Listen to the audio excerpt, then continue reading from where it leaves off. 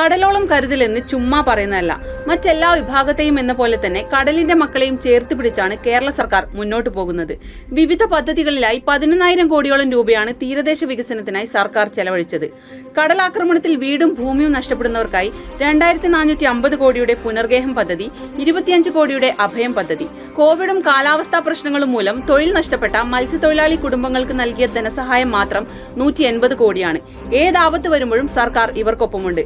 പരമ്പരാഗത മത്സ്യത്തൊഴിലാളികളെ മത്സ്യബന്ധനോപകരണങ്ങളുടെ ഉടമസ്ഥരാക്കാൻ പലിശരഹിത വായ്പ നൽകുന്നുണ്ട്. ഇതിനു പുറമെ 10 പേരടങ്ങുന്ന ഒരു ഗ്രൂപ്പിന് 156 ലക്ഷം രൂപ വീതം വരുന്ന ആഴക്കടൽ ബോട്ടുകളും വിതരണം ചെയ്തു വരുന്നു. മത്സ്യത്തൊഴിലാളികളുടെ കുട്ടികളുടെ വിദ്യാഭ്യാസത്തിനും മികച്ച പരിഗണനയാണ് സർക്കാർ നൽകുന്നത്.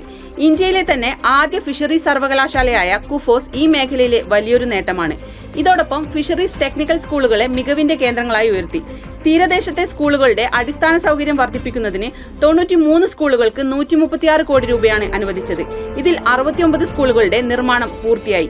ഈ കാലയളവിൽ 1000 കോടി രൂപ ചെലവിൽ 2099 തീരദേശ റോഡുകളാണ് പുനരുദ്ധരിച്ചത്.